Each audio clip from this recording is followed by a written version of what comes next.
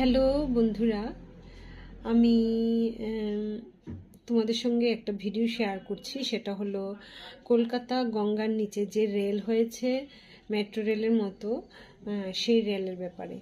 তো আমি গেছিলাম কিছুদিন আগে ট্রিটমেন্ট সেরে কলকাতাতে, কিন্তু আমি রেলে উঠলাম, জার্নি করলাম, আমার খুব ভালো লেগেছে সেখানটায় জার্নি করতে। আর জার্নি করতে করতে ভাবছিলাম এটা কি করে সম্ভব, সায়েন্সকে এতই উন্নত, এত জলের নিচে, গঙ্গার নিচে, মানে অনেক গভীরে, অনেক অনেক অনেক গভীরে, এত গভীরে গিয়ে কি করে ওয়ার্কাররা কাজ করলো, ট্রেন বানালো।